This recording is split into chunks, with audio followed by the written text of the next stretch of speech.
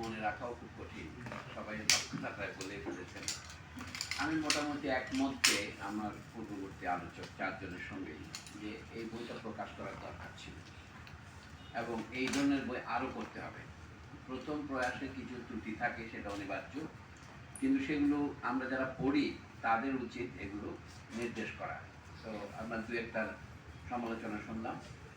বই যদি পাতায় পাতায় আমরা দেখি, যদি লেখার জন্য যেভাবে বিশ্লেষণ করি সেভাবে আমি বলতে পারবো না। আমরাও কিছু কিছু সময়ের কারণে উদাহরণ দিয়ে বলতে পারি যে বইয়ের দৃষ্টিভঙ্গি এবং প্রশ্ন করার মধ্যে তো একটা আগে থেকেই সম্পাদকদের মনোভাবেই প্রকাশিত হয়।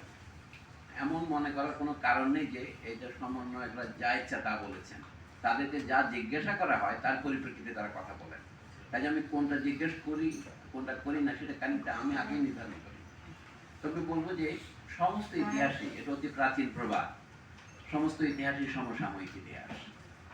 সেই ইতিহাসই নির্ভরযোগ্য হয় যেটা যারা ইতিহাসে অংশ নিয়েছেন, অন্তত যারা এটা দেখেছেন, তাদের ভাষ্যটাই শেষ পর্যন্ত সবাই নানা রকম এনিয়ে বিনিয়ে টিকা ভাষ্য সহকারে ইতিহাস লেখেন।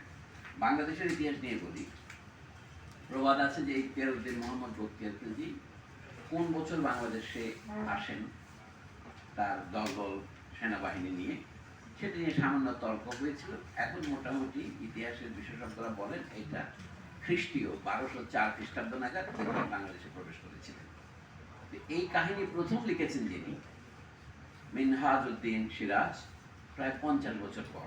তাবাকাতে নাসিরি এই বই এখন বাংলায় অনুবাদ হয়েছে, যারা পড়তে চান।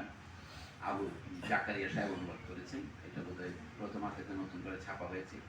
তো দেখবেন যে এইটার বিরুদ্ধে বঙ্কিমচন্দ্র সহ অন্যান্যদের অভিযোগ হচ্ছে 50 বছর পরে তিনি যা লিখেছেন সেটা গাল গল্প। ওটা বিশ্বাস করার কি কারণ আছে? বখতিয়ার কখনোই নদিয়া যাননি, অথবা লক্ষণ সেন এর পরেও 100 বছর বিক্রমপুরে এসে শাসন করেছেন, সুতরাং এই ইতিহাস নির্ভরযোগ্য নয়। এই তর্ক চলতেই থাকবে। কাজে 2024 সনে যে আমি বলবো অভূতপূর্ব গণ অভ্যুত্থান হয়েছে বাংলাদেশে, সেটা ভবিষ্যতে নানা রকম ভাষ্য তৈরি হবে। তাই যত তাড়াতাড়ি আমরা অন্তত 50 বছর অপেক্ষা না করে 1 বছরের মধ্যে এটা লিখলেন, এটা গুরুত্বপূর্ণ কাজ। আমার মনে পড়ে 1976-এর পর আমি ঢাকা বিশ্ববিদ্যালয়ে প্রথম পড়তে আসি, তখন 77-এর ফেব্রুয়ারি মাসের দিকে অথবা জানুয়ারিতে হবে, ঢাকা বিশ্ববিদ্যালয়ের ছাত্র শিক্ষক কেন্দ্র বলে। রিজওয়ানের সাথে ক্ষমা পেয়ে বলছে ছাত্র শিক্ষক কেন্দ্র আমি লিখি নাই, ওখান থেকে আমি বলছি, আমি উদ্ধৃতি দিচ্ছি। ওই টিএসসি যেটা বলা হয়, ইংরেজি তো আর ছাত্রছাত্রী না, ইংরেজি স্টুডেন্ট বললে সব হয়। টিচারের তো ফিমেল টিচার মেল টিচার নাই। আগে ছিল প্রফেসর প্রফেসররা, এটা আর নাই। ইংরেজি তো সবাই প্রফেসর বলে।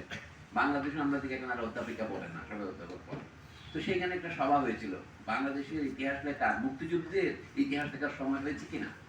আমার মনে পড়ে এখনকার আপনারা ইউটিউব বিখ্যাত তাজুল ইসলাম হাশমি, তিনি তখন ঢাকা বিশ্ববিদ্যালয়ের ইসলামের ইতিহাস ও সংস্কৃতি বিভাগের প্রভাষক ছিলেন।